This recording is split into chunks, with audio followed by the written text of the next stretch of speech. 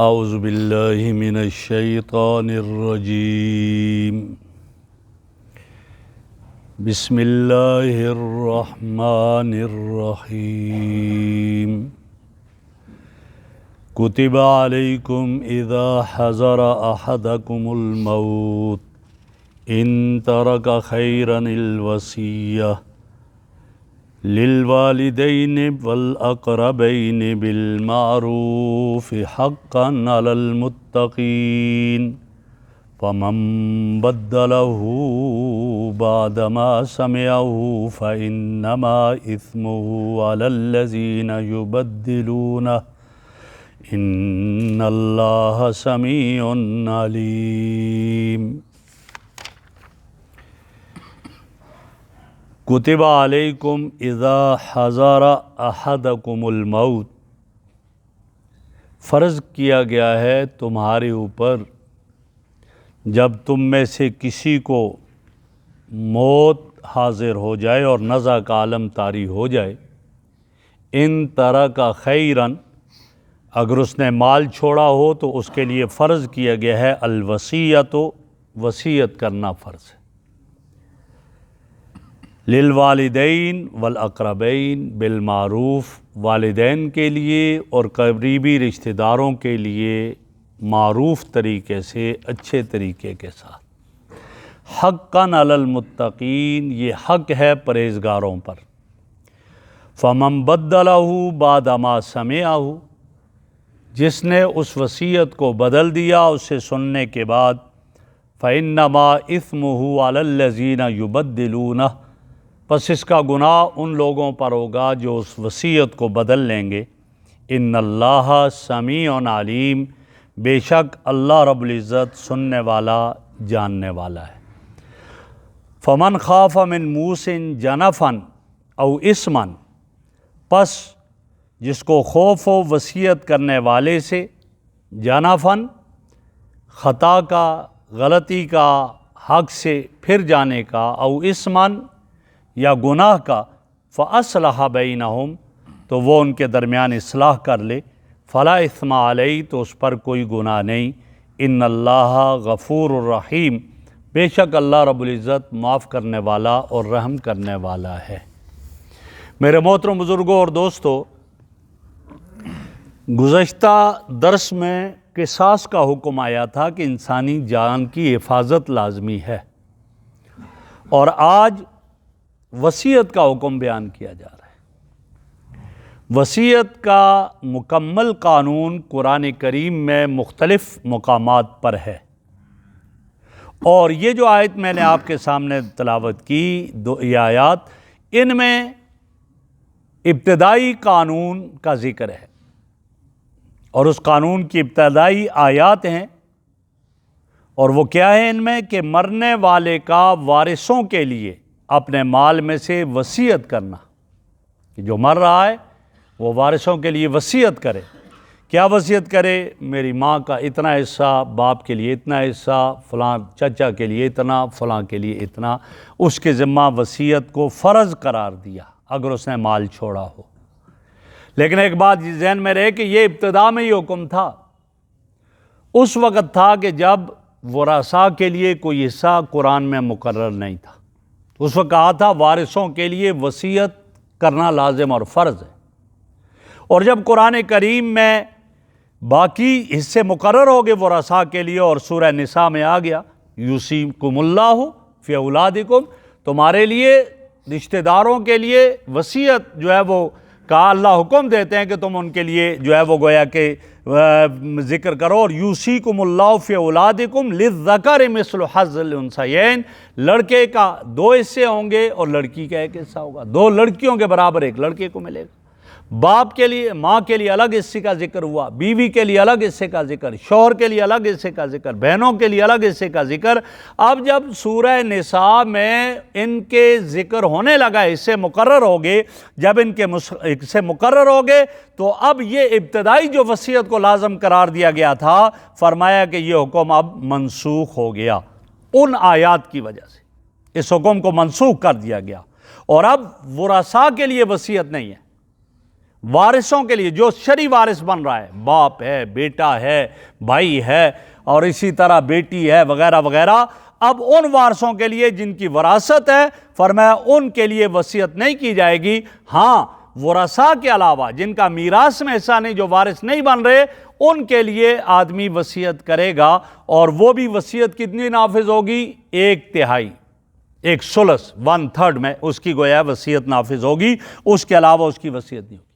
اور جیسے نبی اکرم صلی اللہ علیہ وسلم نے حجۃ الوداع کے موقع پر صحابہ کے سامنے، بہت زیادہ تعداد صحابہ کی تھی، اور اس وقت بلکہ 1.5 لاکھ صحابہ کی موجودگی میں آپ علیہ الصلوۃ والسلام نے حجۃ الوداع کے موقع پر جو ارشاد فرمایا وہ یہ فرمایا کہ ورثاء کے لیے وصیت نہیں ہے، اور ان کے بارے میں ورثاء جیسے ماں ہے، باپ ہے، بیوی، شوہر وغیرہ، ان کے بارے میں فرما دیا ان اللہ اعطا کل ذی حق حقہ، اللہ نے ہر حقدار کو اس کا حق دے دیا ہے، جس کا جو حق بنتا ہے اللہ نے قرآن میں ان کا ذکر کر دیا ہے۔ اور آگے ارشاد فرمایا آپ صلی اللہ علیہ وسلم نے لا وصیۃ لوارث، اب وارث کے لیے کوئی وصیت، اپنے وارث کے لیے کوئی وصیت نہیں کر سکتا ہے، لہٰذا اس کا حصہ وہاں نہیں، کیوں؟ اس کو خود بخود وہاں حصہ مل جائے گا۔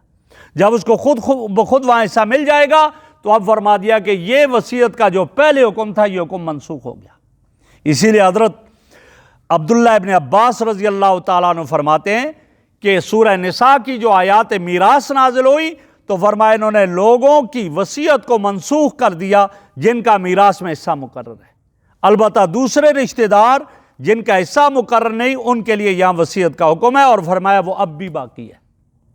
اور آپ کے اس ارشاد کی وجہ سے جو آپ نے حجۃ الوداع کے موقع پر عمومی فرمایا تو امت کا اس پر اجماع ہو گیا اس بات پر کہ جن رشتہ داروں کا حصہ میراث میں مقرر نہیں ہے ان کے لیے میت پر وصیت کرنا فرض نہیں ہے، اور جن کا حصہ میراث میں مقرر، ان کے لیے وصیت، جن کا میراث میں حصہ مقرر نہیں ان کے لیے وصیت کر سکتا ہے، لیکن وصیت لازم نہیں ہے، مستحب ہے، اور جن کا حصہ مقرر ہے میراث میں تو لہٰذا ان کے حق میں اب وصیت نہیں کر سکتا، یہ حکم منسوخ ہو گیا۔ تو یہاں یہی فرمایا جا رہا ہے کتب علیکم اذا حضر احدکم الموت، جب موت کا عالم طاری ہونے لگے تو اس وقت، اور اگر اس نے مال چھوڑا ہے تو اس پر لازم کر دیا گیا ہے وصیت کو۔ میں نے کہا یہ حکم اب منسوخ ہو گیا، اب فرض نہیں ہے، اب لازم نہیں ہے، ہاں لہٰذا للوالدین والاقربین، وہ اپنے والدین اور اقربین رشتہ داروں کے لیے اچھے طریقے سے وصیت کرنا حقاً علی المتقین، یہ متقین پر حق تھا،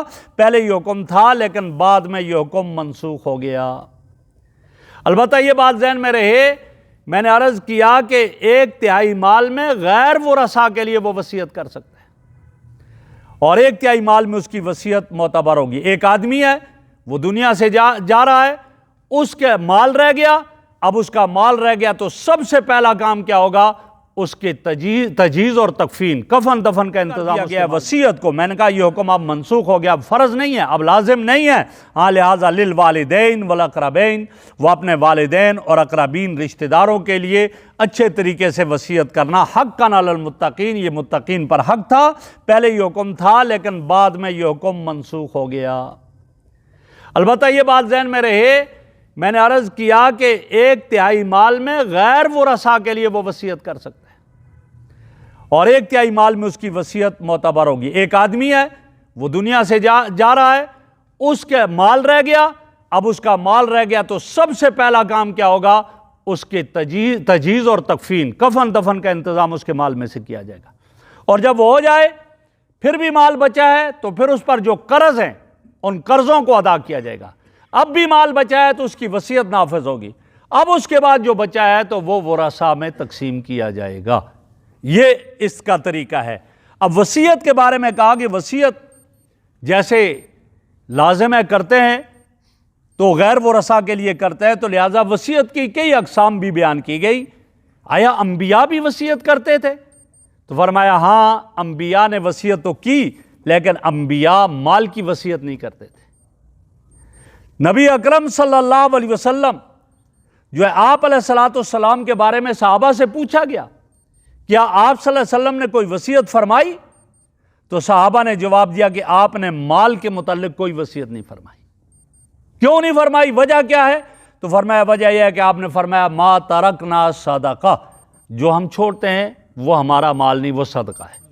لہٰذا اس لیے جب مال ہی نبی کا باقی نہیں رہا وہ صدقہ ہے، لہٰذا اس لیے اس میں وصیت بھی نہیں ہوگی۔ تو اس لیے کسی نبی نے مال کی کوئی وصیت نہیں کی، کیوں؟ وصیت کی ضرورت ہی محسوس نہیں ہوتی۔ ہاں نبی وصیت کس کی کرتے ہیں؟ نبی جو وصیت کرتے ہیں، جیسے نبی اکرم صلی اللہ علیہ وسلم نے کیا وصیت فرمائی؟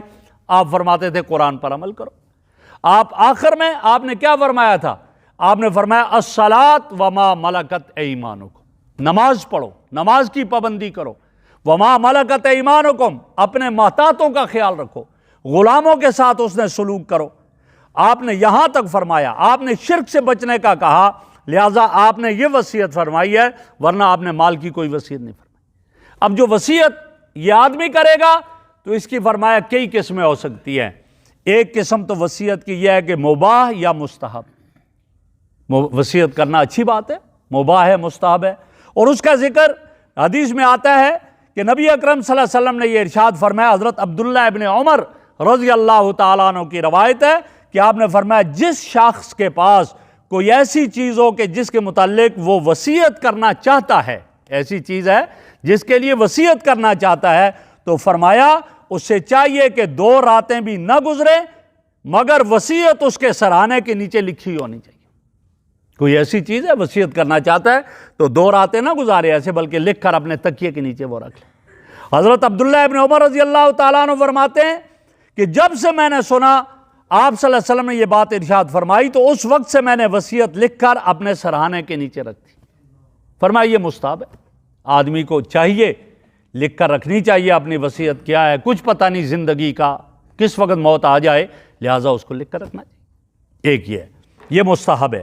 اور ایک وصیت وہ ہوتی ہے جو فرض ہو جاتی ہے، وہ وصیت لکھنا فرض ہے۔ وہ کیا؟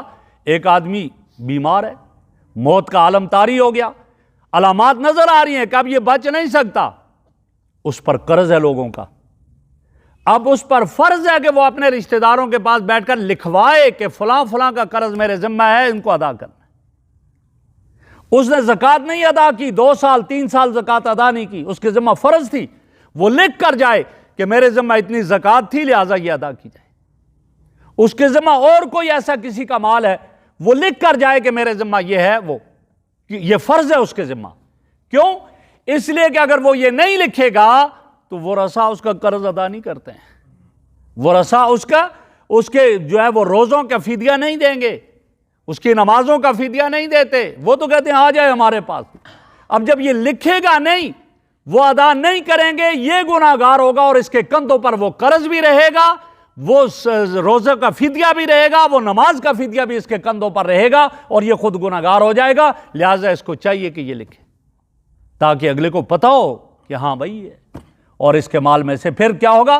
جب مر گیا ہے تو پھر مال موجود ہے تو اس کے مال میں سے اس کی وصیت بھی نافذ ہو جائے گی۔ لہٰذا یہ اس کے ذمہ فرض ہے، اس کو یہ کرنا چاہیے۔ اور ایک قسم وصیت کی جو ناجائز ہے، جو ناجائز ہے وصیت، وہ کیا ہے؟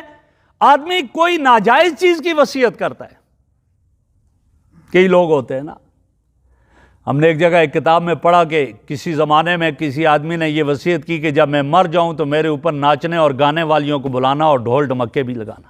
اب یہ ناجائز وصیت ہے۔ جب ناجائز وصیت ہے لہٰذا یہ گناہ ہے، اس پر عمل نہیں کیا جائے گا۔